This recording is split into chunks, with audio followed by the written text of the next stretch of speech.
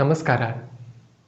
ಜಗದ್ಗುರು ಭಗವಾನ್ ಶ್ರೀಕೃಷ್ಣ ಹಿಂದೂ ಜನಜಾಗೃತಿ ಸಮಿತಿಯ ಪ್ರೇರಣಾ ಸ್ಥಾನ ಪರಾತ್ಪರ ಗುರು ಡಾಕ್ಟರ್ ಜಯಂತ್ ಅಠವಲೆ ಇವರ ಚರಣಗಳಲ್ಲಿ ಭಾವಪೂರ್ಣ ಪ್ರಾರ್ಥನೆಯನ್ನು ಮಾಡೋಣ.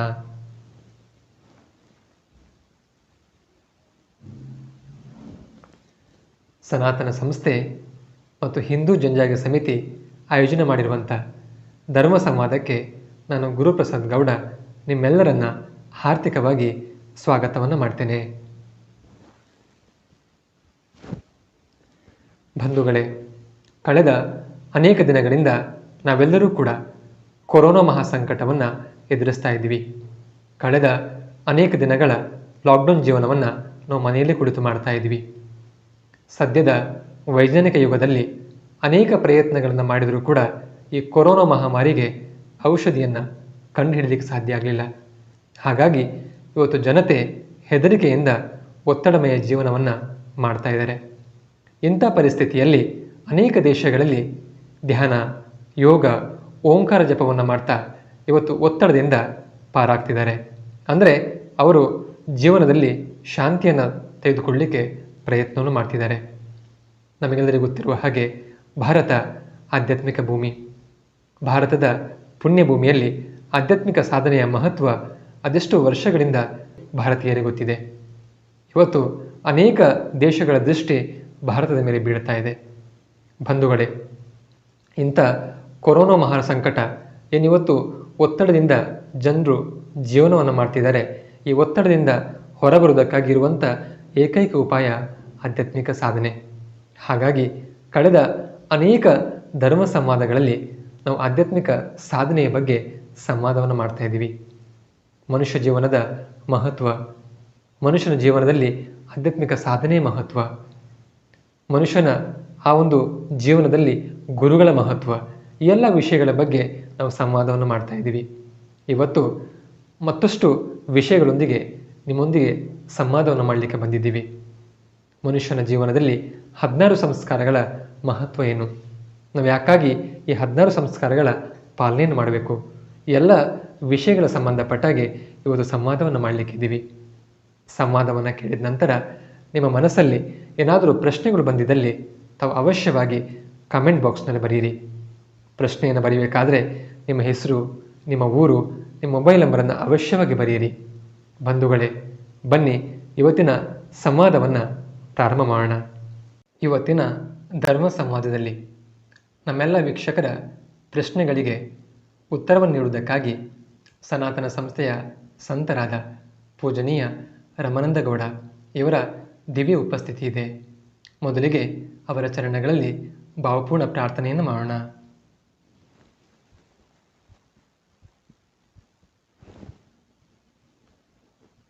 ಮೊದಲಿಗೆ ಇವರ ಪರಿಚಯವನ್ನು ಮಾಡಿಕೊಳ್ಳೋಣ. ಪೂಜನೀಯ ರಮಾನಂದಗೌಡ ಇವರು ದಕ್ಷಿಣ ಕನ್ನಡ ಜಿಲ್ಲೆಯ ಉಜಿರೆಯವರು. ಕಳೆದ 20 ವರ್ಷಗಳಿಂದ ಸನಾತನ ಸಂಸ್ಥೆಯ ಮಾರ್ಗದರ್ಶನದಲ್ಲಿ ಆಧ್ಯಾತ್ಮಿಕ ಸಾಧನೆಯನ್ನು ಮಾಡ್ತಾ ಇದ್ದಾರೆ. ಪ್ರಸ್ತುತ ಇವರು ಸನಾತನ ಸಂಸ್ಥೆಯ 75ನೇ ಸಂತರಾಗಿ ವಿರಾಜಮಾನರಾಗಿದ್ದಾರೆ. ಆಧ್ಯಾತ್ಮ ಪ್ರಸಾರದ ನಿಮಿತ್ತ ವಿವಿಧ ಜಿಲ್ಲೆಗಳಿಗೆ ಅವರು ಪ್ರವಾಸವನ್ನು ಮಾಡ್ತಾರೆ. ಸಾಮಾಜಿಕ ಕ್ಷೇತ್ರದಲ್ಲಿ, ಧಾರ್ಮಿಕ ಕ್ಷೇತ್ರದಲ್ಲಿ ಮಾತ್ರ ಅಲ್ಲ, ಆಧ್ಯಾತ್ಮಿಕ ಕ್ಷೇತ್ರದಲ್ಲಿ ಅವರ ಅಪಾರ ಅನುಭವ ಇದೆ. ಇವತ್ತು ನಮ್ಮೆಲ್ಲ ವೀಕ್ಷಕರ ಪ್ರಶ್ನೆಗಳಿಗೆ ಅವರು ಉತ್ತರವನ್ನು ನೀಡಲಿಕ್ಕಿದ್ದಾರೆ. ಬಂಧುಗಳೇ, ಮನುಷ್ಯ ಜನ್ಮದ ಮುಖ್ಯ ಉದ್ದೇಶ ಈಶ್ವರ ಪ್ರಾಪ್ತಿ. ಜನ್ಮದಿಂದ ಹಿಡಿದು ಮೃತ್ಯುವಿನ ತನಕ ನಾವು ಯಾವ ರೀತಿಯ ಉಪಾಸನೆಯನ್ನು ಮಾಡಬೇಕು ಎನ್ನುವುದರ ಬಗ್ಗೆ ಧರ್ಮಶಾಸ್ತ್ರ ನಮಗೆ ಮಾರ್ಗದರ್ಶನವನ್ನು ಮಾಡ್ತದೆ. ಜನ್ಮದಿಂದ ಹಿಡಿದು ವಿವಾಹದ ತನಕ ಒಂದು ಚಕ್ರವು ಪೂರ್ಣ ಆಗ್ತದೆ ಮತ್ತು ಅದೇ ಚಕ್ರ ಮುಂದುವರಿತ ಮಗಳ ಅಥವಾ ಮಗನ ಮದುವೆ ತನಕ ಅದು ಮುಂದುವರಿತದೆ. ಪ್ರತಿ ಜನ್ಮದಲ್ಲಿಯೂ ಇದೇ ಚಕ್ರ ಇದೇ ರೀತಿಯಲ್ಲಿ ಮುಂದುವರಿತದೆ. ಗರ್ಭಧಾರಣೆಯಿಂದ ಹಿಡಿದು ವಿವಾಹ ತನಕ ನಾವು ಯಾವ ಸಂಸ್ಕಾರಗಳನ್ನು, ಅಂದರೆ 16 ಪ್ರಸಂಗಗಳಲ್ಲಿ ಯಾವ ರೀತಿಯ ಸಂಸ್ಕಾರಗಳನ್ನು ಮಾಡಬೇಕು ಎನ್ನುವುದರ ಬಗ್ಗೆ 16 ಸಂಸ್ಕಾರಗಳು ನಮಗೆ ಮಾರ್ಗದರ್ಶನವನ್ನು ಮಾಡ್ತದೆ. ಇವತ್ತಿನ ಧರ್ಮ ಸಂವಾದದಲ್ಲಿ ವಿಶೇಷವಾಗಿ 16 ಸಂಸ್ಕಾರಗಳ ಮಹತ್ವದ ಬಗ್ಗೆ ನಾವು ಸಂವಾದವನ್ನು ಮಾಡಲಿಕ್ಕಿದ್ದೇವೆ. ಬನ್ನಿ ಇವತ್ತಿನ ಸಂವಾದವನ್ನು ಪ್ರಾರಂಭ ಮಾಡೋಣ.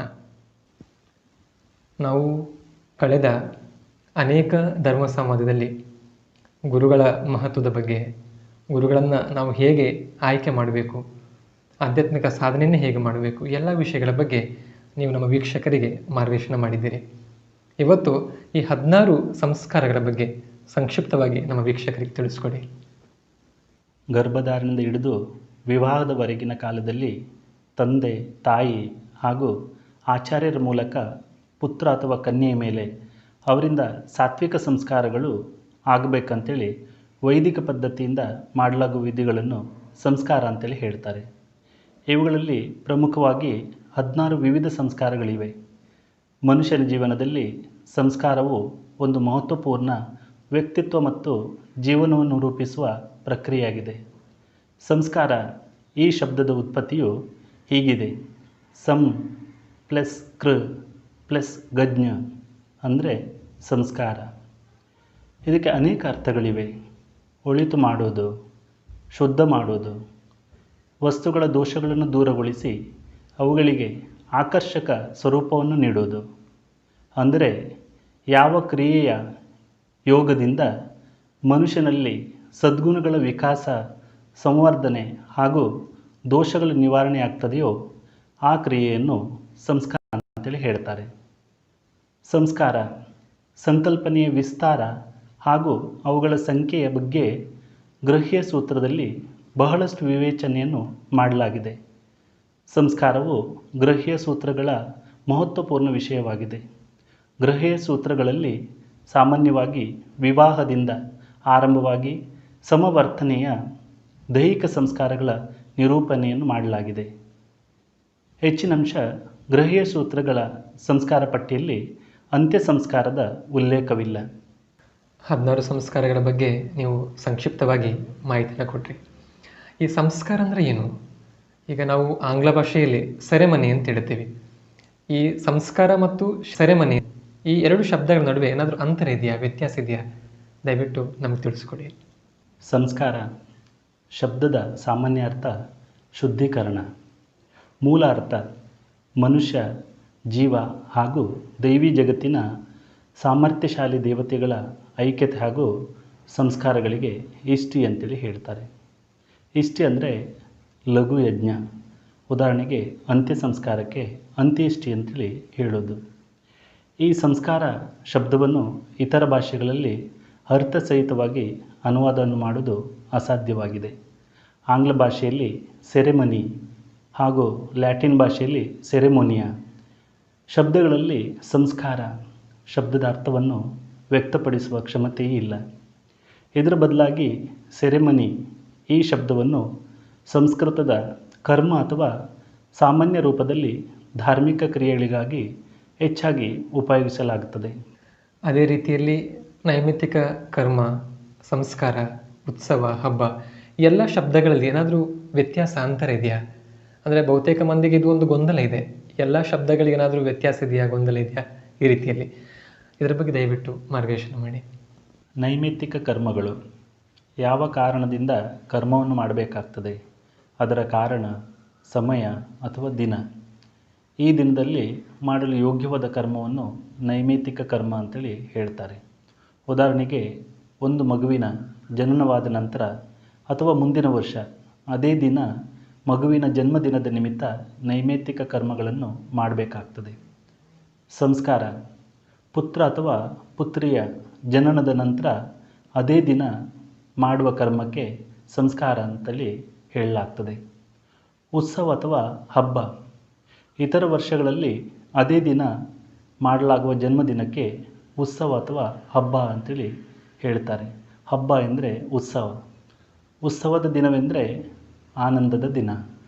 ನೀವು ಸಂಸ್ಕಾರಗಳ ಬಗ್ಗೆ ಹೇಳ್ತಾ ಇದ್ದೀರಿ. ಅಂದರೆ ಒಂದು ಪ್ರಶ್ನೆ ಸಹಜವಾಗಿ ಬರ್ತದೆ, ಎಲ್ಲ ಸಂಸ್ಕಾರಗಳ ಉದ್ದೇಶ ಏನು? ನಾವು ಯಾಕಾಗಿ ನಾವು ಈ ಸಂಸ್ಕಾರಗಳನ್ನು ಮಾಡ್ತೇವೆ? ಇದರ ಬಗ್ಗೆ ದಯವಿಟ್ಟು ನಮ್ಮ ವೀಕ್ಷಕರಿಗೆ ಮಾರ್ಗದರ್ಶನ ಮಾಡಿ. ಮನುಷ್ಯನು ದೇವತೆಗಳೊಂದಿಗೆ ಸಂಬಂಧವನ್ನು ಬೆಳೆಸಿ ದೇವತೆಗಳ ಸಾಮರ್ಥ್ಯದಿಂದ ಮನುಷ್ಯನ ದೇಹದಲ್ಲಿ ಚೈತನ್ಯ ಬಾರದಂತೆ ತಡೆಯುವ ಶಕ್ತಿಯನ್ನು ದೂರಗೊಳಿಸಿ ಮನುಷ್ಯನ ಸಾಮರ್ಥ್ಯವನ್ನು ಹೆಚ್ಚಿಸುವುದು. ಸಂಸ್ಕಾರ ಶಬ್ದದ ಉದ್ದೇಶವು ಈ ಧಾರ್ಮಿಕ ಕ್ರಿಯೆಗಳ ಮೂಲಕ ವ್ಯಕ್ತಿಯ ದೈಹಿಕ, ಮಾನಸಿಕ ಹಾಗೂ ಬೌದ್ಧಿಕ ಪ್ರಗತಿಗಾಗಿ ಮಾಡಲಾಗುವ ಅನುಷ್ಠಾನಗಳಲ್ಲಿ ಒಂದಾಗಿದೆ. ಇವುಗಳಿಂದ ಅವನು ಸಮಾಜದ ಪೂರ್ಣ ವಿಕಸಿತ ಸದಸ್ಯನಾಗ್ಬೋದು. ಹಿಂದೂ ಸಂಸ್ಕಾರಗಳಲ್ಲಿ ಅನೇಕ ವಿಚಾರಗಳು, ಧಾರ್ಮಿಕ ವಿಧಿವಿಧಾನಗಳು, ನಿಯಮ ಹಾಗೂ ಅನುಷ್ಠಾನಗಳಿವೆ. ಅವುಗಳ ಉದ್ದೇಶವು ಔಪಚಾರಿಕ ದೈಹಿಕ ಸಂಸ್ಕಾರ ಮಾತ್ರವಲ್ಲದೆ ವ್ಯಕ್ತಿಯ ಸಂಪೂರ್ಣ ವ್ಯಕ್ತಿತ್ವದ ವಿಕಾಸ, ಆಚಾರಗಳ ಶುದ್ಧಿ ಹಾಗೂ ಪೂರ್ಣತೆಯೂ ಆಗಿದೆ. ವ್ಯಾಸಸ್ಮೃತಿ ಹಾಗೂ ಮನುಸ್ಮೃತಿಗಳಲ್ಲಿ ಸಂಸ್ಕಾರಗಳನ್ನು ಮಹತ್ವಪೂರ್ಣವಾಗಿ ವರ್ಣಿಸಲಾಗಿದೆ. ಈ ಸಂಸ್ಕಾರಗಳನ್ನು ಮಾಡುವ ಉದ್ದೇಶವೆಂತೇಳಿದರೆ, ಜೀವವು ಅನೇಕ ಜನ್ಮಗಳಿಂದ ಅನೇಕ ಯೋನಿಗಳಲ್ಲಿ, ಅಂದರೆ ಪಶು, ಪಕ್ಷಿ, ಕೀಟ, ಪತಂಗ, ಸರೀಸೃಪ, ಜಲಚರ, ನೆಲದ ಮೇಲೆ ಇರುವ ಜೀವಗಳು, ಆಕಾಶದಲ್ಲಿ ಹಾರುವ ಜೀವಗಳು ಹಾಗೂ ಮನುಷ್ಯ ಇತ್ಯಾದಿ ಯೋನಿಗಳಲ್ಲಿ ಅಲೆದಾಡುತ್ತಾ ವಿವಿಧ ರೀತಿಯ ಕೆಟ್ಟ ಕರ್ಮಗಳನ್ನು ಮಾಡಿ ಜೊತೆಯಲ್ಲಿ ಇಟ್ಟುಕೊಳ್ಳುತ್ತದೆ. ಇದರ ಬಗ್ಗೆ ಜೀವಕ್ಕೆ ತಿಳಿಯುವುದಿಲ್ಲ. ಈ ಕರ್ಮ ಸಂಸ್ಕಾರಗಳನ್ನು ನಷ್ಟಗೊಳಿಸಿ ಅವುಗಳನ್ನು ಶುದ್ಧಿಗೊಳಿಸಿ ಅವುಗಳ ಜಾಗದಲ್ಲಿ ಉತ್ತಮ ಹಾಗೂ ಹೊಸ ಸಂಸ್ಕಾರಗಳನ್ನು ತುಂಬಿಸುವುದು ಅಥವಾ ನಿರ್ಮಾಣ ಮಾಡುವುದು ಈ ಸಂಸ್ಕಾರಗಳ ಉದ್ದೇಶವಾಗಿದೆ. ಮನುಷ್ಯನ ತನ್ನ ಜೀವನದಲ್ಲಿ ಒಳ್ಳೆಯ ಕೆಟ್ಟ ಕರ್ಮಗಳನ್ನು ಮನಸ್ಸಿನಿಂದಲೇ ಮಾಡ್ತಾನೆ. ಪದೇ ಪದೇ ಕರ್ಮಗಳನ್ನು ಮಾಡುವುದರಿಂದ ಆ ಕರ್ಮಗಳ ರೂಢಿ ಆಗ್ತದೆ. ಈ ರೂಢಿಗಳೇ ವ್ಯಕ್ತಿಯ ಸ್ವಭಾವ ರೂಪದಲ್ಲಿ ಅವರ ಮನಸ್ಸಿನಲ್ಲಿ ಆಳವಾಗಿ ಮೂಡುತ್ತದೆ. ಮೃತ್ಯುವಿನ ನಂತರ ಮನಸ್ಸಿನೊಂದಿಗೆ ಸೂಕ್ಷ್ಮ ಶರೀರದಲ್ಲಿ ಇರುತ್ತದೆ. ಹೊಸ ಜನ್ಮ, ಹೊಸ ಶರೀರವನ್ನು ಧಾರಣೆ ಮಾಡಿದ ನಂತರ ಮುಂದಿನ ಜನ್ಮದಲ್ಲಿಯೂ ಹಿಂದಿನ ಜನ್ಮದಂತೆ ಅದೇ ರೀತಿಯ ಕರ್ಮಗಳನ್ನು ಮಾಡುವ ಪ್ರೇರಣೆ ಉಂಟಾಗ್ತದೆ. ಇದನ್ನೇ ಸಂಸ್ಕಾರ ಅಂತೇಳಿ ಹೇಳಲಾಗ್ತದೆ. ಸಂಸ್ಕಾರಗಳು ಪ್ರತಿಯೊಂದು ಜನ್ಮದಲ್ಲಿ ನಿರ್ಮಾಣ ಆಗ್ತಾ ಇರ್ತದೆ. ಇವುಗಳಿಂದ ಕರ್ಮಗಳ ಒಂದು ದೊಡ್ಡ ಭಂಡಾರವೇ ನಿರ್ಮಾಣವಾಗುತ್ತಿರುತ್ತದೆ. ಇದನ್ನು ಸಂಚಿತ ಕರ್ಮ ಅಂತೇಳಿ ಹೇಳುತ್ತಾರೆ. ಸಂಚಿತ ಕರ್ಮಗಳ ಸ್ವಲ್ಪ ಭಾಗವು ಒಂದು ಜನ್ಮದಲ್ಲಿ ಭೋಗಿಸಲಿಕ್ಕಾಗಿಯೇ ಇರುತ್ತದೆ ಹಾಗೂ ಇದುವೇ ನಮಗೆ ಜೀವನದಲ್ಲಿ ಪ್ರೇರಣೆಯ ಕಾರ್ಯ ಮಾಡುತ್ತದೆ. ಒಳ್ಳೆಯ ಕೆಟ್ಟ ಸಂಸ್ಕಾರಗಳಿಂದ ಮನುಷ್ಯನು ತನ್ನ ಜೀವನದಲ್ಲಿ ಒಳ್ಳೆಯ ಕೆಟ್ಟ ಕರ್ಮಗಳನ್ನು ಮಾಡ್ತಾನೆ. ಆದರೆ ಈ ಕರ್ಮಗಳಿಂದ ಒಳ್ಳೆಯ ಕೆಟ್ಟ ಹೊಸ ಸಂಸ್ಕಾರಗಳು ನಿರ್ಮಾಣವಾಗುತ್ತದೆ. ಹಿಂದೂ ದರ್ಶನಶಾಸ್ತ್ರದಲ್ಲಿ ಹೇಳಿದಂತೆ ಮೃತ್ಯುವಿನ ನಂತರ ಭೌತಿಕ ಶರೀರ ಅಥವಾ ದೇಹವು ನಷ್ಟವಾಗ್ತದೆ. ಸೂಕ್ಷ್ಮ ಶರೀರವು ಜನ್ಮ ಜನ್ಮಾಂತರಗಳವರೆಗೆ ಆತ್ಮದೊಂದಿಗೆ ಇರ್ತದೆ.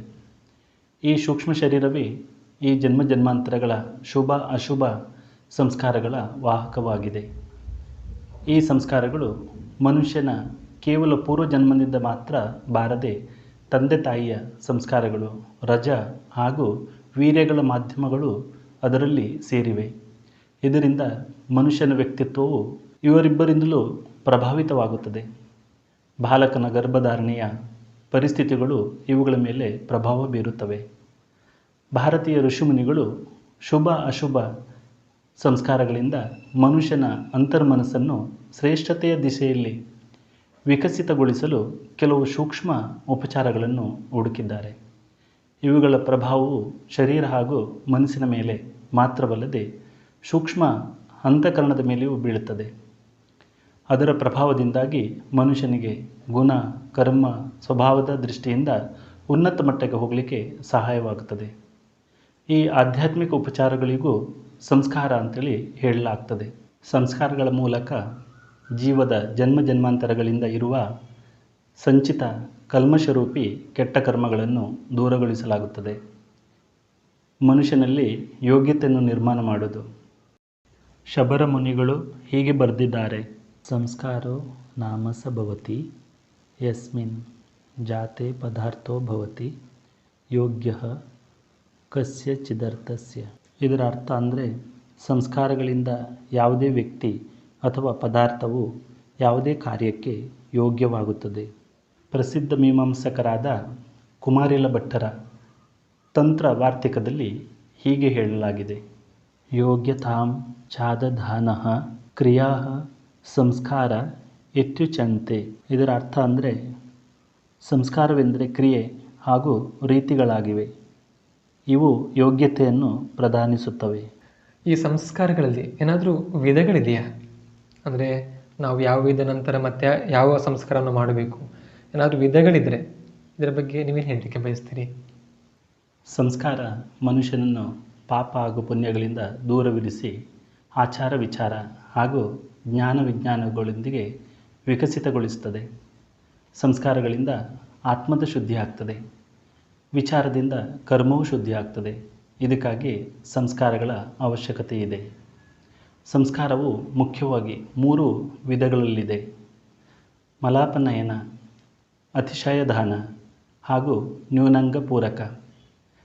ಮಲಾಪನಯನ ಯಾವುದೇ ಕನ್ನಡಿಯ ಮೇಲಿನ ಧೂಳು ಅಥವಾ ಸಾಮಾನ್ಯ ಕಲ್ಮಶವನ್ನು ಬಟ್ಟೆ ಇತ್ಯಾದಿಗಳಿಂದ ಒರೆಸೋದು ಅಥವಾ ಸ್ವಚ್ಛ ಮಾಡುವುದಕ್ಕೆ ಮಲಾಪನಯನ ಎಂದು ಹೇಳುತ್ತಾರೆ. ಯಾವುದೇ ಬಣ್ಣ ಅಥವಾ ತೇಜೋಮಯ ಪದಾರ್ಥದ ಮೂಲಕ ಅದೇ ಕನ್ನಡಿಯನ್ನು ಪ್ರಕಾಶಮಯಗೊಳಿಸುವುದು ಅಥವಾ ಬೆಳಗಿಸುವುದಕ್ಕೆ ಅತಿಶಯದಾನ ಎಂದು ಹೇಳುತ್ತಾರೆ. ಇತರ ಶಬ್ದಗಳಲ್ಲಿ ಇದನ್ನು ಭಾವನೆ, ಪ್ರತಿಯತ್ನ ಅಥವಾ ಗುಣಾಧಾನ ಸಂಸ್ಕಾರವೆಂದು ಹೇಳಲಾಗ್ತದೆ.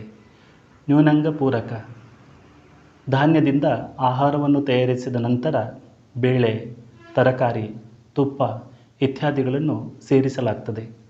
ಆಹಾರದಲ್ಲಿರುವ ಕೊರತೆಗಳನ್ನು ನೀಗಿಸಿ ಆಹಾರವನ್ನು ರುಚಿಕರ ಹಾಗೂ ಪೌಷ್ಟಿಕವಾಗಿ ಮಾಡುತ್ತದೆ. ಈ ಸಂಸ್ಕಾರಕ್ಕೆ ನ್ಯೂನಂಗ ಪೂರಕ ಸಂಸ್ಕಾರ ಎಂದು ಹೇಳುತ್ತಾರೆ. ಈ ಸಂಸ್ಕಾರಗಳು ಮನುಷ್ಯನ ಜೀವನದಲ್ಲಿ ಅಂದರೆ ಏನು ಮಹತ್ವ ಇದೆ?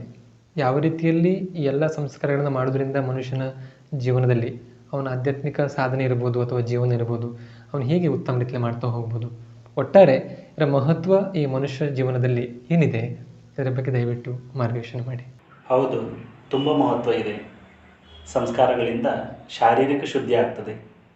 ಆಯುರ್ವೇದದಲ್ಲಿಯೂ ವನಸ್ಪತಿ, ಧಾತು ಇತ್ಯಾದಿಗಳನ್ನು ಔಷಧಿ ರೂಪದಲ್ಲಿ ಉಪಯೋಗಿಸುವ ಮೊದಲು ಅವುಗಳ ಮೇಲೆ ಸಂಸ್ಕಾರ ಮಾಡಿ ಅವುಗಳನ್ನು ಶುದ್ಧಗೊಳಿಸಬೇಕಾಗ್ತದೆ. ಅದೇ ರೀತಿಯಲ್ಲಿ ಮನುಷ್ಯನ ಶರೀರದ ಮೇಲೆ ಸಂಸ್ಕಾರ ಮಾಡೋದು ಅವಶ್ಯಕವಾಗಿದೆ. ಸಂಸ್ಕಾರ ಹಾಗೂ ಆಚಾರ ಧರ್ಮ ಹುಟ್ಟಿನಿಂದಲೇ ಶಾರೀರಿಕ ಶುದ್ಧಿಯು ಅಪೂರ್ಣವಾಗಿರುವುದರಿಂದ ಸನಾತನ ವೈದಿಕ ಹಿಂದೂ ಧರ್ಮದಲ್ಲಿ ಸಂಸ್ಕಾರ ಮತ್ತು ಆಚಾರ ಧರ್ಮದ ವ್ಯವಸ್ಥೆಯನ್ನು ಮಾಡಲಾಗಿದೆ. ವಾಸ್ತವದಲ್ಲಿ ಸಂಸ್ಕಾರಗಳನ್ನು ಆಚಾರ ಧರ್ಮದಲ್ಲಿಯೇ ಸೇರಿಸಲಾಗಿದೆ. ಆದರೆ ಕೆಲವು ಆಚಾರ ಧರ್ಮಗಳು ಸಂಸ್ಕಾರಗಳಿಂದ ಭಿನ್ನವಾಗಿರುತ್ತದೆ. 16 ಸಂಸ್ಕಾರಗಳ ತತ್ವಜ್ಞಾನ ಅಂದರೆ ಅದರ ಹಿಂದಿನ ವಿಜ್ಞಾನ, ಇದು ಜನರಿಗೆ ಜಿಜ್ಞಾಸೆ ಇದೆ. ಏನು ಸೈನ್ಸ್ ಇದೆ ಇದರ ಹಿಂದೆ? ಇದರ ಬಗ್ಗೆ ನೀವೇನು ಹೇಳಲಿಕ್ಕೆ ಬಯಸ್ತೀರಿ? ಇದನ್ನು ತಿಳ್ಕೊಳ್ಳೋದು ತುಂಬ ಅವಶ್ಯಕತೆ ಇದೆ. ಹಿಂದಿನ ಕಾಲದ ನಮ್ಮ ಋಷಿಮುನಿಗಳು ಮನುಕುಲದ ಏಳಿಗೆಗಾಗಿ ಪ್ರತಿಯೊಬ್ಬ ಮಾನವನಿಗೆ ಪ್ರಾಧಾನ್ಯತೆಯನ್ನು ನೀಡಿದ್ದಾರೆ. ಅವನನ್ನು ಸಂಸ್ಕರಿತಗೊಳಿಸಿ ಪೂರ್ಣ ಉನ್ನತಿಯನ್ನು ಮಾಡೋದರಿಂದ ಅವನಿಗೆ ಮನುಷ್ಯ ಜೀವನದ ಲಾಭವಾಗ್ತದೆ. ಅವನು ಎಲ್ಲ ರೀತಿಯಲ್ಲಿ ಸಂಪನ್ನನಾಗಿ ತನ್ನ ಜೀವನವನ್ನು ಸಮರ್ಥವಾಗಿ ಹಾಗೂ ಆನಂದದಿಂದ ನಡೆಸುವನು ಹಾಗೂ ಸಮಾಜವನ್ನು ಉನ್ನತವಾಗಿಸಲು ಸಹಾಯ ಮಾಡುವನು. ಈ ಕಾರಣದಿಂದಾಗಿ ಸಮಾಜವು ಸದೃಢವಾಗಿ, ರಾಷ್ಟ್ರವು ಸಾಮರ್ಥ್ಯಶಾಲಿಯಾಗುವುದು. ಈ ಪ್ರಕ್ರಿಯೆಯು ನಿರಂತರವಾಗಿ ನಡೆಯಲು ಋಷಿಮುನಿಗಳು 16 ಸಂಸ್ಕಾರಗಳನ್ನು ರಚಿಸಿದ್ದಾರೆ. ಇದರಲ್ಲಿ ಜನ್ಮದಿಂದ ಮೃತ್ಯುವಿನ ತನಕದ 16 ಸಂಸ್ಕಾರಗಳು ಈ ವಿಶಿಷ್ಟ ವಯಸ್ಸು ಹಾಗೂ ಪರಿಸ್ಥಿತಿಗನುಸಾರವಾಗಿ ಯೋಗ್ಯವಾಗಿದೆ. ಗುರು ಶಂಕರಾಚಾರ್ಯರು ಸಂಸ್ಕಾರೋ ಹಿ ನಾಮ ಸಂಸ್ಕಾರಸ್ಯ ಗುಣಧಾನೇನ ವ ಸ್ಯಾಧೋಶಾಪನಯನೇನ ವ ಎಂದು ಹೇಳಿದ್ದಾರೆ. ಇದರ ಅರ್ಥ ಅಂದರೆ ಮಾನವನನ್ನು ಗುಣಗಳಿಂದ ಯುಕ್ತನಾಗಿಸಲು ಹಾಗೂ ಅವನ ದೋಷಗಳನ್ನು ದೂರಗೊಳಿಸಲು ಯಾವ ಕರ್ಮಗಳನ್ನು ಮಾಡುತ್ತೇವೋ ಅವುಗಳನ್ನೇ ಸಂಸ್ಕಾರ ಎಂದು ಹೇಳುತ್ತಾರೆ. ಸಂಸ್ಕಾರಗಳಿಲ್ಲದ ಒಬ್ಬ ಮನುಷ್ಯನ ಜೀವನ ಹಾಗೂ ಇತರ ಜೀವಗಳ ಜೀವನ ಇವುಗಳಲ್ಲಿ ಯಾವುದೇ ವ್ಯತ್ಯಾಸವಿರೋದಿಲ್ಲ. ಜೀವನವು ಸುಖಮಯವಾಗಲು ಸಂಸ್ಕಾರಗಳು ಅವಶ್ಯಕವಾಗಿವೆ. ಕಲ್ಲಿದ್ದಲಿನ ಮೇಲೆ ಸಂಸ್ಕಾರಗಳನ್ನು ಅಂಕಿತಗೊಳಿಸುವುದರಿಂದ ಅದು ಪ್ರಕಾಶಮಾನ ವಜ್ರವಾಗುತ್ತದೆ. ಆ ವಜ್ರದ ಮೇಲೆ ಇನ್ನೂ ಸಂಸ್ಕಾರ ಮಾಡಿದರೆ, ಅಂದರೆ ಅದನ್ನು ಕತ್ತರಿಸಿದರೆ ಅದು ಕೋಹಿನೂರು ಆಗ್ತದೆ. ಸಂಸ್ಕಾರವು ಮೃತ್ಯುವಿನವರೆಗಿನ ಜೀವನವನ್ನು ಸುಖಮಯವನ್ನಾಗಿಸುತ್ತದೆ. ಈ ಸಂಸ್ಕಾರಗಳ ಪಾಲನೆಯಿಂದ ತಮ್ಮ ಹಾಗೂ ಇತರ ಜೀವನವನ್ನು ಸುಖಮಯವಾಗಿಸೋಣ ಎಂದು ಗುರುದೇವ ಡಾಕ್ಟರ್ ಕಾಟೆ ಸ್ವಾಮೀಜಿಯವರು ಹೇಳಿದ್ದಾರೆ. ಮನೋವೈಜ್ಞಾನಿಕ ದೃಷ್ಟಿಯಿಂದ ಮಹತ್ವ ಏನಿದೆ ಎಂಬುದನ್ನು ಗುರುದೇವ ಕಾಟೆ ಸ್ವಾಮೀಜಿಯವರು ಹೀಗೆ ಹೇಳಿದ್ದಾರೆ. ಒಂದು ಉದ್ದೇಶವನ್ನು ಪೂರ್ಣ ಮಾಡಲು ಅವಶ್ಯಕವಾಗಿರುವಂತೆ ಮನಸ್ಸಿನ ಸ್ವರೂಪವನ್ನು ಮಾಡಲು ಸಂಸ್ಕಾರಗಳು ಸಹಾಯ ಮಾಡುತ್ತವೆ. ಮನಸ್ಸಿನ ಸ್ವರೂಪ ಹಾಗೂ ಧ್ಯೇಯರೂಪಿ ಉದ್ದೇಶ ಇವುಗಳಲ್ಲಿ ಮನೋವೈಜ್ಞಾನಿಕ ರೂಪದಲ್ಲಿ ಅತ್ಯಂತ ಗಾಢ ಸಂಬಂಧವಿದೆ. ಈ 16 ಸಂಸ್ಕಾರಗಳ ಬಗ್ಗೆ ನೀವು ಭಾಳಷ್ಟು ಮಹತ್ವವನ್ನು ಬಿಂಬಿಸಲಿಕ್ಕೆ ಪ್ರಯತ್ನ ಮಾಡಿದ್ರಿ. ಅಂದರೆ ಒಂದು ಪ್ರಶ್ನೆ ಈ ರೀತಿ ಒಂದು ಬಂದಿದೆ, ವೀಕ್ಷಕರು ಕೇಳಿದ್ದಾರೆ, ಈ 16 ಸಂಸ್ಕಾರವನ್ನು ಪರಿತ್ಯಾಗ ಮಾಡೋದ್ರಿಂದ ಅಥವಾ ಏನಾದರೂ ನಿರ್ಲಕ್ಷ್ಯ ಮಾಡಿದರೆ ಇದು ಜೀವನದ ಮೇಲೆ ಏನಾದರೂ ಕೆಟ್ಟ ಪರಿಣಾಮವನ್ನು ಬೀರ್ತದ? ಈ ಪ್ರಶ್ನೆಯೊಬ್ಬರು ವೀಕ್ಷಕರು ಕೇಳಿದ್ದಾರೆ. ದಯವಿಟ್ಟು ಇದಕ್ಕೆ ಮಾರ್ಗದರ್ಶನ ಮಾಡಿ. ನೀವು ತುಂಬ ಅವಶ್ಯಕವಾದಂಥ ಪ್ರಶ್ನೆಯನ್ನು ಕೇಳಿದ್ದೀರಿ. ಸಂಸ್ಕಾರರಹಿತ ಪೀಳಿಗೆ ಹೇಗೆ ನಿರ್ಮಾಣ ಆಗ್ತಿದೆ ಅದನ್ನು ನೋಡೋಣ. ಗರ್ಭಧಾರಣೆಯು ಮೊದಲ ಹಾಗೂ ಅಂತಿಮ ಸಂಸ್ಕಾರವು ಕೊನೆಯ ಸಂಸ್ಕಾರವಾಗಿದೆ. ಇವೆರಡೂ ಸಂಸ್ಕಾರಗಳಲ್ಲಿ ಜೀವವು ಪರತಂತ್ರವಾಗಿರುತ್ತದೆ. ಇಲ್ಲಿ ಪರಂಪರೆಯೇ ನಮ್ಮ ರಕ್ಷಣೆ, ಪೋಷಣೆ ಹಾಗೂ ಸಂವರ್ಧನೆ ಮಾಡ್ತದೆ, ನಮ್ಮನ್ನು ಐಶ್ವರ್ಯವಂತನನ್ನಾಗಿಸುತ್ತದೆ. ಆದರೆ ಇಂದು ಹೆಸರಿಗೆ ಮಾತ್ರ ಅಂತಿಮ ಸಂಸ್ಕಾರವಾಗುತ್ತದೆ. ಶ್ರಾದ್ದ, ಪಿತೃಪಕ್ಷಗಳನ್ನು ದುರ್ಲಕ್ಷ್ಯ ಮಾಡಲಾಗ್ತದೆ. ಇಷ್ಟೇ ಅಲ್ಲದೆ ನಮ್ಮ 2 ಪೀಳಿಗೆಗಳು ಗರ್ಭಧಾರಣೆಯ ಸಂಸ್ಕಾರ ರಹಿತವಾಗಿ ಜನಿಸಿವೆ. ಆದುದರಿಂದ ಇದರ ಬಗ್ಗೆ ಯಾರಿಗೆ ತಿಳಿದಿದೆಯೋ ಅವರು ಪ್ರಾಯಶ್ಚಿತ್ತದೊಂದಿಗೆ ಸಂಸ್ಕಾರವನ್ನು ಮಾಡಬೇಕಾಗಬಹುದು. ಇವತ್ತು ಉಪನಯನ, ಸಮಾವರ್ತನೆ, ವಿವಾಹ ಈ 3 ಸಂಸ್ಕಾರಗಳು ಪ್ರಚಲಿತ ಇದೆ. ಸಂಸ್ಕಾರ ಮಾಡೋದರಿಂದ ಯಾವ ವಿಧಿಗಳನ್ನು ಮಾಡೋದು ಅವಶ್ಯಕವಾಗಿದೆಯೋ ಅವುಗಳನ್ನು ಪ್ರಾಯಶ್ಚಿತ್ತವೆಂದು ಹೇಳುತ್ತಾರೆ. ನಮ್ಮ ಪೋಷಣೆ, ಸಂವರ್ಧನೆ ಹಾಗೂ ರಕ್ಷಣೆ ಮಾಡುವ 16 ಸಂಸ್ಕಾರಗಳಂತಹ ಐಶ್ವರ್ಯಶಾಲಿ ಪರಂಪರೆಗಳನ್ನು ನಾಶ ಮಾಡಿದರೆ ಅದು ನಾವು ಕುಳಿತ ಟೊಂಗೆಯನ್ನೇ ಕಡಿದು ಹಾಕಿದಂತಾಗುತ್ತದೆ. ಸಂಸ್ಕಾರರಹಿತ ಪೀಳಿಗೆಗಳಿಂದ ಸಮಾಜದಲ್ಲಿ ಪಿಡುಗುಗಳು ಹೆಚ್ಚಾಗುತ್ತವೆ. ಧರ್ಮ ಎಂದರೇನು, ರಾಷ್ಟ್ರದ ಬಗ್ಗೆ ಏನೆಲ್ಲ ಕರ್ತವ್ಯಗಳನ್ನು ನಿಭಾಯಿಸಬೇಕು ಎಂಬುದು ಇಂದಿನ ಪೀಳಿಗೆಗೆ ತಿಳಿದಿಲ್ಲ. ಅಷ್ಟು ಮಾತ್ರ ಅಲ್ಲದೆ ಅನೇಕ ಬಾರಿ ಅದು ಅದನ್ನು ವಿರೋಧಿಸುತ್ತದೆ.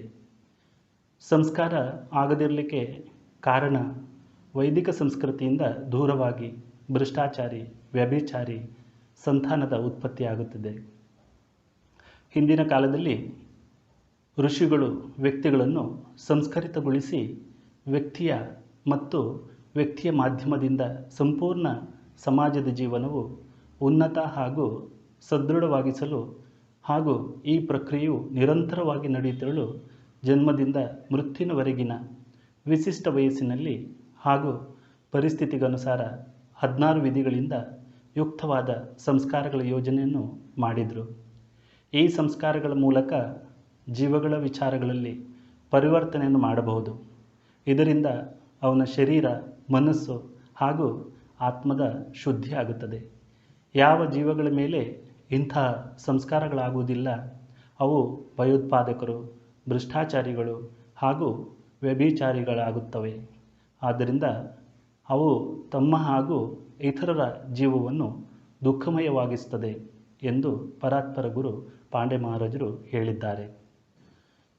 ಸಂಸ್ಕೃತಿಯ ರಕ್ಷಣೆಗಾಗಿ ಸಂಸ್ಕಾರವು ಅವಶ್ಯಕವಿದೆ. ಸಂಸ್ಕೃತಿಯ ಭೂಮಿಯು ಸಂಸ್ಕಾರವನ್ನು ಆಧರಿಸಿದೆ. ಸಂಸ್ಕಾರವೇ ಹಿಂದೂ ಧರ್ಮ ಅಥವಾ ಸಂಸ್ಕೃತಿಯ ಜನ್ಮ ಮತ್ತು ಉನ್ನತಿಯ ಕಾರಣ ಹಾಗೂ ಸಾಧನವಾಗಿದೆ. ಈ ದೃಷ್ಟಿಯಿಂದ ಪ್ರತಿಯೊಬ್ಬ ಹಿಂದುವಿಗಾಗಿ ಸಂಸ್ಕೃತಿಯ ಆಧಾರಭೂಮಿ ಹಾಗೂ ವ್ಯಕ್ತಿ ಮತ್ತು ಸಮಾಜದ ವಿಕಾಸ ಮಾಡುವ ಸಂಸ್ಕಾರಗಳ ವಿಧಿವತ್ ಮಾಹಿತಿ ಸಿಗುವುದು ಅವಶ್ಯಕವಾಗಿದೆ. ಹೆಚ್ಚು ಕಮ್ಮಿ ಪ್ರಮಾಣದಲ್ಲಿ ಪ್ರತಿಯೊಬ್ಬರ ಮನೆಯಲ್ಲಿ ನಿತ್ಯ ಸ್ಮರಣೆಯನ್ನು ಮಾಡ್ತಾರೆ. ಅಂದರೆ ಅವರ ಇಷ್ಟ ದೇವರಿರ್ಬೋದು ಅಥವಾ ಕುಲದೇವರಿರ್ಬೋದು, ಈ ರೀತಿ ಸ್ಮರಣೆ ಮಾಡ್ತಾರೆ. ಆದರೆ ನೀವು ಸಂಸ್ಕಾರದ ಬಗ್ಗೆ ನೀವು ಹೇಳ್ತಾ ಇದ್ರಿ. ಅಂದರೆ ಸಂಸ್ಕಾರ ಮತ್ತು ನಿತ್ಯ ಸ್ಮರಣೆ ಏನಾದರೂ ಇದಕ್ಕೆ ಸಂಬಂಧ ಇದೆಯಾ? ಈ ಒಂದು ಜಿಜ್ಞಾಸೆಯ ಪ್ರಶ್ನೆಯನ್ನು ನಮ್ಮ ವೀಕ್ಷಕರು ಕೇಳಿದ್ದಾರೆ. ಇದು ತುಂಬ ಮಹತ್ವಪೂರ್ಣ ಪ್ರಶ್ನೆಯಾಗಿದೆ. ಇವತ್ತಿನ ಸ್ಥಿತಿಗೆ ಇದನ್ನು ತಿಳ್ಕೊಳ್ಳೋದು ಅತ್ಯವಶ್ಯಕವಾಗಿದೆ. ಭಗವಂತನನ್ನು ಸದಾ ನೆನಪಿಡಲಿಕ್ಕೆ ಸಂಸ್ಕಾರಗಳು ಅವಶ್ಯವಾಗಿವೆ. ಗರ್ಭಾಶಯದಲ್ಲಿರುವ ಜೀವಕ್ಕೆ 4-5 ತಿಂಗಳ ನಂತರ ಅದಕ್ಕೆ ತೀವ್ರವಾಗಿ ದುಃಖಗಳ ಅನುಭವವು ಆಗಲಿಕ್ಕೆ ಪ್ರಾರಂಭ ಆಗ್ತದೆ. ಆ ಸಮಯದಲ್ಲಿ ಹಿಂದಿನ 100 ಜನ್ಮಗಳ ಸ್ಮರಣೆಯಾಗ್ತದೆ.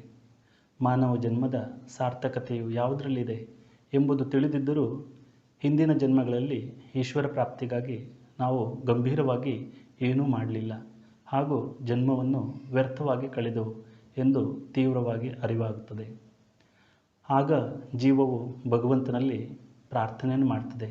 ಹೇ ಭಗವಂತ, ನನಗೆ ಈ ಗರ್ಭಾಶಯ ರೂಪದಲ್ಲಿರುವ ದುಃಖದಿಂದ ಮುಕ್ತಗೊಳಿಸಿ. ತಾವು ನನಗೆ ಈ ನರಕದಿಂದ ಹೊರಗೆ ತೆಗೆದರೆ ನಾನು ಪುನಃ ಹಿಂದಿನ ಜನ್ಮದಲ್ಲಿ ಸಿಲುಕಿದಂತೆ ಸಂಸಾರದ ಮಾಯಾಜಾಲದಲ್ಲಿ ಸಿಲುಕುವುದಿಲ್ಲ. ತಮ್ಮ ಭಕ್ತಿ ಮಾಡಿ ಮಾನವ ಜನ್ಮವನ್ನು ಸಾರ್ಥಕಗೊಳಿಸ್ತೇನೆ ಅಂತೇಳೋದು ಪ್ರಾರ್ಥಿಸ್ತದೆ. ಆದರೆ ಗರ್ಭದ ದುಃಖದಿಂದ ಹೊರಬಂದ ತಕ್ಷಣ ಆ ಜೀವ ಪುನಃ ಭಗವಂತನನ್ನು ಮರೆಯುತ್ತದೆ. ಇದಕ್ಕಾಗಿ ನಾವು ಸುಖಗಳಲ್ಲಿ ಮಗ್ನರಾಗ್ತೇವೆ. ಅಂದರೆ ನಾವು ನಮ್ಮನ್ನು ಸುಖಿ ಎಂದು ತಿಳಿಯಲು ಆರಂಭಿಸುತ್ತೇವೆ.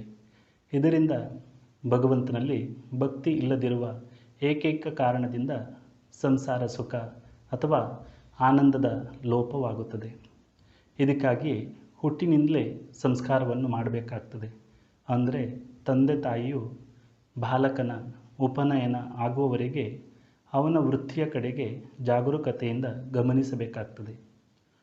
ಉಪನಯನವಾದ ನಂತರ 12 ವರ್ಷಗಳವರೆಗೆ ಗುರುಕುಲದಲ್ಲಿದ್ದು ವೇದಾಧ್ಯಯನ ಮಾಡುತ್ತಾನೆ. ಇದರ ಜೊತೆಗೆ ಶಾಸ್ತ್ರಾಭ್ಯಾಸ, ಪ್ರವೃತ್ತಿ ಹಾಗೂ ನಿವೃತ್ತಿಯ ಮಾರ್ಗ ತಿಳಿದು ಧರ್ಮದ ಯಥಾರ್ಥ ಜ್ಞಾನವನ್ನು ಪಡೆಯುತ್ತಾನೆ. ಅನಂತರ ವಿವಾಹ ಆಗದಿರಲು ಅಥವಾ ವಿವಾಹ ಆಗಲಿಕ್ಕೆ ನಿಶ್ಚಯಿಸಿ ಪುತ್ರನು ಗುರುಕುಲದಿಂದ ಮನೆಗೆ ತೆರಳುತ್ತಾನೆ. ಗರ್ಭವಾಸದಲ್ಲಿರುವಾಗಲೇ ಸಾಧನೆಯ ಮೂಲಕ ಸಿಕ್ಕಿದ ಜ್ಞಾನ ಹಾಗೂ ಪ್ರತ್ಯಕ್ಷ ಅನುಭವ ಇವುಗಳಿಂದ ವೇದ, ಈಶ್ವರ ಹಾಗೂ ಸದ್ಗುರುಗಳ ಬಗ್ಗೆ ಏಕನಿಷ್ಠೆ ಹೊಂದಿ ಅವನು ಮನೆಗೆ ತೆರಳುತ್ತಾನೆ. ಆದುದರಿಂದ ಪ್ರವೃತ್ತಿ ಮಾರ್ಗ ಅಥವಾ ನಿವೃತ್ತಿ ಮಾರ್ಗಗಳಲ್ಲಿ ಯಾವುದೇ ಮಾರ್ಗವನ್ನು ಅವನು ಅನುಸರಿಸಿದರೂ ಅವನಿಗೆ ಮೃತ್ಯುವಿನವರೆಗೆ ಯಾವಾಗಲಾದರೂ ಆತ್ಮೋನ್ನತಿ ಆಗುತ್ತದೆ.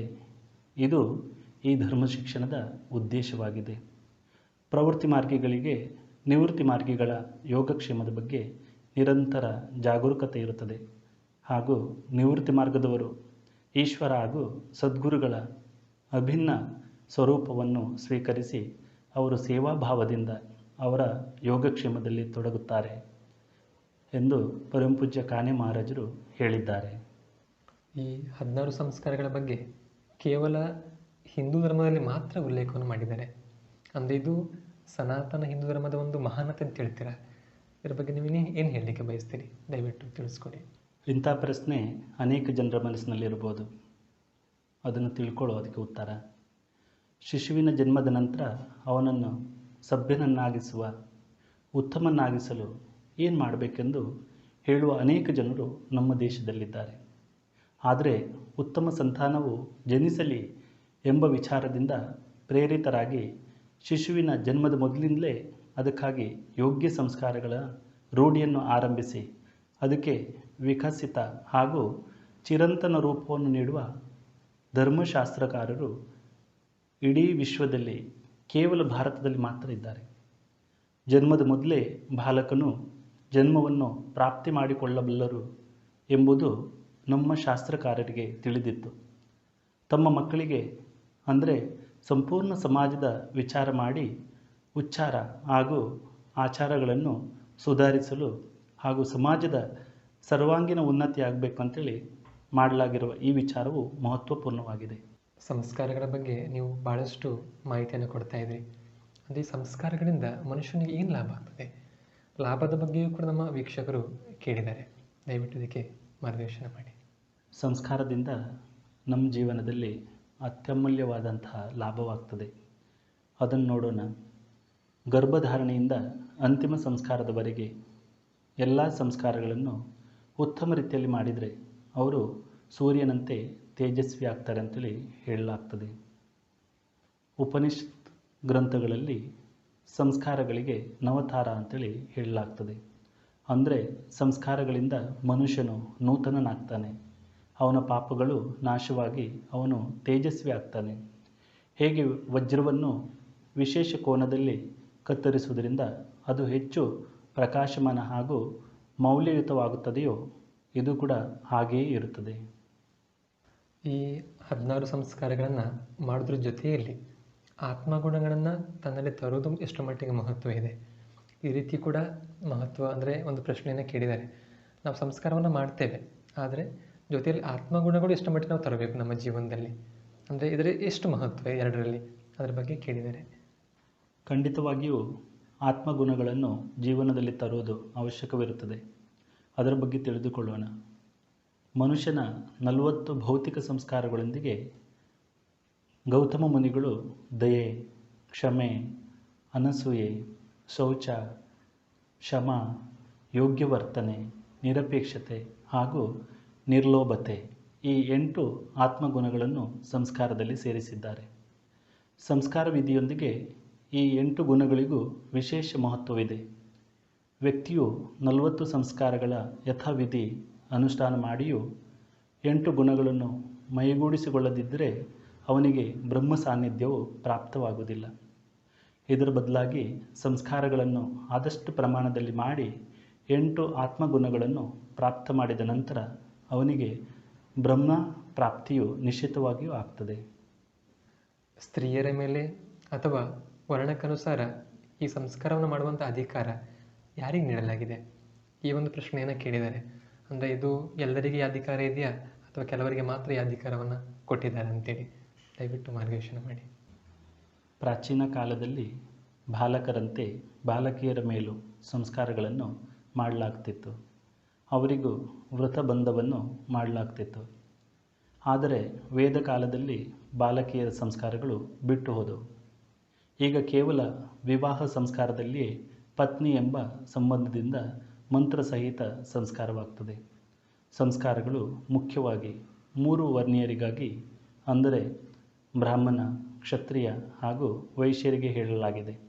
ಶೂದ್ರರಿಗೆ ಯೋಗ್ಯವಾದ 10 ಸಂಸ್ಕಾರಗಳನ್ನು ಹೇಳಲಾಗಿದೆ. ಹುಚ್ಚರು ಅಥವಾ ಮೂಕ ವ್ಯಕ್ತಿಗಳಿಗೆ ಸಂಸ್ಕಾರವನ್ನು ಮಾಡಬಾರದು ಅಂತೇಳಿ ಶಂಕಸ್ಮೃತಿಯಲ್ಲಿ ಹೇಳಲಾಗಿದೆ. ಗರ್ಭದಾನ, ಪುಂಸವನ ಹಾಗೂ ಸೀಮಂತೋನ್ನಯನ ಈ 3 ಸಂಸ್ಕಾರಗಳು ಕೇವಲ ಸ್ತ್ರೀ ದೇಹಕ್ಕೆ ಸಂಬಂಧಿಸಿವೆ. ಮುಖ್ಯವಾದ ಈ 16 ಸಂಸ್ಕಾರಗಳು ಯಾವುವು, ಇದರ ಬಗ್ಗೆ ವಿವರವಾಗಿ ತಿಳಿಸ್ಕೊಡಿ. ಗರ್ಭಧಾನಂ, ಪುಂಸವನಂ, ಸೀಮಂತೋ ಜಾತಕರ್ಮ ಚ, ನಾಮಕ್ರಿಯಾ, ನಿಷ್ಕ್ರಮೋನ್ನ ಪ್ರಾಶನಂ, ವಪನಕ್ರಿಯಾ, ಕರ್ಣವೇದೋ, ವೃಥಾದೇಶೋ, ವೇದಾರಂಭ ಕ್ರಿಯಾವಿಧಿ, ಕೇಶಾಂತ ಸ್ನಾನ ಮುದ್ವಾಹೋ, ವಿವಾಹಾಗ್ನಿ ಪರಿಗ್ರಹ, ತ್ರೇತಾಗ್ನಿ ಸಂಗ್ರಹ ಚೈವ ಸಂಸ್ಕಾರ ಷೋಡಶ ಸ್ಮೃತಃ. ಇದರ ಅರ್ಥ ಗರ್ಭದಾನ, ಪುಂಸವನ, ಸೀಮಂತೋನ್ನಯನ, ಜಾತಕರ್ಮ, ನಾಮಕರಣ, ನಿಷ್ಕ್ರಮಣ, ಅನ್ನಪ್ರಾಶನ, ಚೂಡಾಕರ್ಮ, ಕರ್ಣವೇದ, ಉಪನಯನ, ವಿದ್ಯಾರಂಭ, ಸಮಾವರ್ತನೆ, ವಿವಾಹ ಮತ್ತು ಆಗ್ನೇಯದಾನ. ಆಗ್ನೇಯದಾನದ ಅಂಗವಾಗಿ ಈ 3 ಅಗ್ನಿಗಳನ್ನು ಅಂದರೆ ಗಾರ್ಹಪತ್ಯ, ಆಹ್ವಾನೀಯ, ದಕ್ಷಿಣಾಗ್ನಿಯನ್ನು ಸ್ಥಾಪಿಸಲಾಗುತ್ತದೆ. ಈ ಅಗ್ನಿಗಳ ವ್ಯಾವಹಾರಿಕ ಉಪಯೋಗ ವಾನಪ್ರಸ್ಥ, ಅಂತ್ಯೇಷ್ಟಿ ಹಾಗೂ ಮರಣೋತ್ತರ ಸಂಸ್ಕಾರಗಳಲ್ಲಿ ಆಗುವುದರಿಂದ ಸಂಸ್ಕಾರಗಳ ಮಾನ್ಯವಾದ ಸಂಖ್ಯೆಯು 116 ಆಗುತ್ತವೆ. ಈ ಹೆಸರುಗಳಲ್ಲಿ ಕ್ಷೇತ್ರ, ಪ್ರಾಂತ್ಯ ಹಾಗೂ ಪರಂಪರೆಗಳ ಅನುಸಾರ ಭಿನ್ನತೆ ಕಂಡುಬರುತ್ತದೆ. ಮೂಲತಃ ಈ ಸಂಸ್ಕಾರಗಳನ್ನು ದುರ್ಲಕ್ಷಿಸಿ ಕೇವಲ ನಾಮಕರಣ, ಅನ್ನಪ್ರಾಶನ, ಉಪನಯನ, ವಿವಾಹ ಹಾಗೂ ಅಂತ್ಯೇಷ್ಟಿ ಹೀಗೆ 5 ಸಂಸ್ಕಾರಗಳನ್ನು ಹೆಚ್ಚಿನ ಪ್ರಮಾಣದಲ್ಲಿ ಇವತ್ತು ಮಾಡಲಾಗ್ತದೆ. ಮನುಷ್ಯನ ಜೀವನದಲ್ಲಿ ಈ 16 ಸಂಸ್ಕಾರಗಳ ಮಹತ್ವ ಜೊತೆಯಲ್ಲಿ ನಾವು ಎಷ್ಟರ ಮಟ್ಟಿಗೆ ಈ 16 ಸಂಸ್ಕಾರಗಳನ್ನು ಪಾಲನೆ ಮಾಡುವಂಥ ಅವಶ್ಯಕತೆ ಇದೆ, ಈ ಎಲ್ಲ ವಿಷಯಗಳಿಗೆ ಸಂಬಂಧಪಟ್ಟ ಹಾಗೆ ನಮ್ಮ ವೀಕ್ಷಕರ ಅನೇಕ ಪ್ರಶ್ನೆಗಳಿಗೆ ಉತ್ತರವನ್ನು ನೀಡಿದಂಥ, ಮಾರ್ಗದರ್ಶನ ಮಾಡಿದಂಥ ಸನಾತನ ಸಂಸ್ಥೆಯ ಸಂತರಾದ ಪೂಜನೀಯ ರಮಾನಂದಗೌಡ ಇವರ ಚರಣಗಳಲ್ಲಿ ನಾವು ಕೃತಜ್ಞರಾಗಿದ್ದೇವೆ.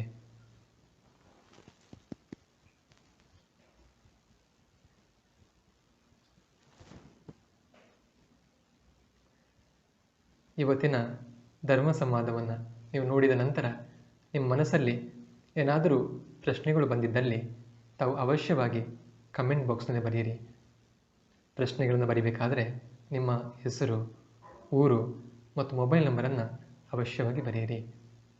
ಇವತ್ತಿನ ಧರ್ಮ ಸಂವಾದವನ್ನು ಜಗದ್ಗುರು ಭಗವಾನ್ ಶ್ರೀಕೃಷ್ಣ, ಅದೇ ರೀತಿಯಲ್ಲಿ ಹಿಂದೂ ಜನಜಾಗೃತಿ ಸಮಿತಿಯ ಪ್ರೇರಣಾಸ್ಥಾನ ಪರಾತ್ಪರ ಗುರು ಡಾಕ್ಟರ್ ಜಯಂತ್ ಅಟವಲೆ ಇವರ ಚರಣಗಳಲ್ಲಿ ಕೃತಜ್ಞತೆಯನ್ನು ವ್ಯಕ್ತಪಡಿಸಿ ಮುಕ್ತಾಯಗೊಳಿಸೋಣ. ಎಲ್ಲರಿಗೂ ನಮಸ್ಕಾರ. ಸನಾತನದ ಅಮೂಲ್ಯ ಗ್ರಂಥ ಸಂಪತ್ತು, ಆಚಾರ ಧರ್ಮ ಪಾಲನೆ,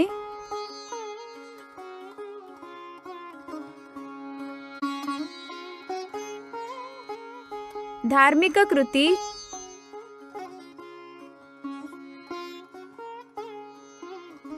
ದೇವತೆಗಳ ಉಪಾಸನೆ,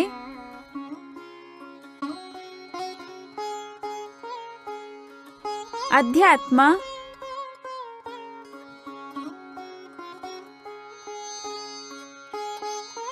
ಸಾಧನೆ, ಮಕ್ಕಳ ಪೋಷಣೆ,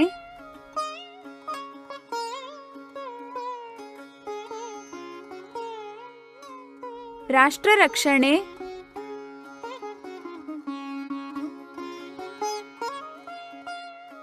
ಮುಂತಾದ ವಿಷಯಗಳ ಬಗ್ಗೆ ಜ್ಞಾನ ಜ್ಯೋತಿ ಬೆಳಗಿಸುವ ಸನಾತನದ ಗ್ರಂಥಗಳು. ಅವಶ್ಯವಾಗಿ ಓದಿರಿ ಸನಾತನದ ಗ್ರಂಥಗಳು. ತಾವೂ ಓದಿರಿ ಹಾಗೂ ಇತರರಿಗೂ ಓದಲು ನೀಡಿ ಧರ್ಮ ಕಾರ್ಯದಲ್ಲಿ ಪಾಲ್ಗೊಳ್ಳಿರಿ. ಈ ಗ್ರಂಥಗಳಿಗಾಗಿ ಸಂಪರ್ಕಿಸಿ 9345992299.